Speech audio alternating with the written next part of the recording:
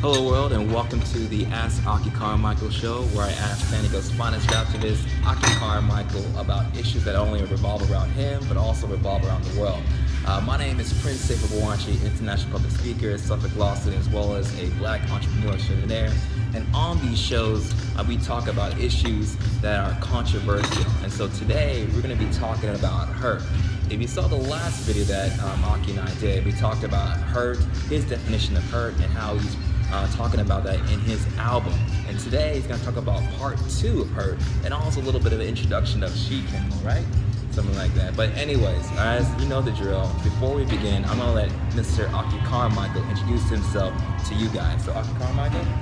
Greetings to you and yours. It's the A to the K to the I, Aki Carmichael, aka Hurt, aka AK in the B, please. I mean the BP, excuse me. Aka the AK. You know what time it is. Well, today, Aki Carmichael, we're going to talk about part 2 of Hurt. So before you begin, tell our audience who haven't seen the first video what you mean by hurt. Okay, hurt, essentially to sum it up, hurt kind of represents a certain level of, I guess you can say, self-sacrifice. And so it's kind of like embracing Christ-like philosophy, because Christ was able to ascend beyond his fleshly and earthly needs. So it's dealing with a certain level of letting go and letting go of the ego. And with that comes sacrifice, and what I define as hurt. And in a other video I mentioned that, talking about love, and I likened the concept of hurt with love, but what I really should have said, to keep it a little bit more general, was hurt being representing heart. You know what I'm saying? So it kind of transcends beyond just love as we know it, emoting, feeling amorous feelings towards a woman, but just actually the heart being the thing that pumps your life force into your body, you know, and being able to open up your heart, which is, they say, the seat of your emotions. You know, sometimes you run a risk of getting your heart broken, quote unquote. We all been there. So a lot of people have those fears, you know, and a lot of that fear deals with the ego, because a lot of people that they don't, you know, having a fragile ego, they don't want to feel as though they've been in a compromised position. But I'm here to say that you can't be afraid to open your heart and embrace hurt, because there may be something that's very empowering in opening up yourself. But at the same time, you got to be careful with how you deal with those vibrations, etc. But that's a whole nother topic. I just wanted to throw that out there real quick. So yeah, hurt is kind of like the self-cursing spirit within, you know what I mean? Sometimes the self-cursing spirit guides you towards things that maybe your ego doesn't want to go in that direction. And so self-cursing spirit might tell you, you know, don't steal that car, or you know, don't be a glutton, don't eat a whole bunch of sweets and junk food today, you know what I mean? But if you listen to that self-cursing spirit, and you're able to transcend beyond your lower desires, you see that there's a lot to gain in that, you know what I mean? There's a lot to gain in fasting. Right. But along with fasting, sometimes you get the hunger pains, you know? So I'm just generalizing to give you guys an understanding. Hurt is not a bad thing. Hurt's a beautiful thing. So, but there's a lot of, you know, a lot of people out there who get hurt confused with self-loathing.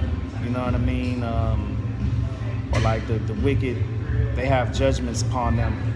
So they go through a certain level of sorrow, pain and sorrow for their wicked deeds, but hurt and pain ain't pain and sorrow. You know what I'm saying? Hurt and pain is just it's ascension. I guess it would be likened to the spirit leaving the flesh, letting go of the terrestrial things to ascend into the celestial. You understand? I understand. I hope I'm not getting too deep for the listeners, man, out there. I'm trying to keep it generalized just to give you somewhat of an understanding. Yeah. The whole point is, as Christian philosophy says, bear your cross. You know what I mean? Right. bear your cross, you make that sacrifice, and then you'll ascend to higher, better things. The ultimate greater joy, you know? So that's it. I just wanted to add to the last film or visual. And also I wanted to let your listeners and my listeners know that we have a series of projects, or I have a series of projects under the title or in quotations as Hurt, Aki Hurt Carmichael. And it deals with that. And it deals with, how can I put this? Dealing with adversity, I'll put it that way. Because when you open your heart and you embrace hurt, it doesn't mean that you become a punk. You know what I'm saying? Because, when they say somebody's a punk, they say he has no heart. They see a man, they can be a little dude that has a lot of fight in him. They say that little dude got heart. You know what I'm saying? I say that little dude got hurt. All right. And so we deal with that. We deal with battling and overcoming adversity. So there may be somewhat strong language here and there, but ultimately if you stay grounded and rooted, you'll understand that when hurt speaks, sometimes it's some hurtful speech.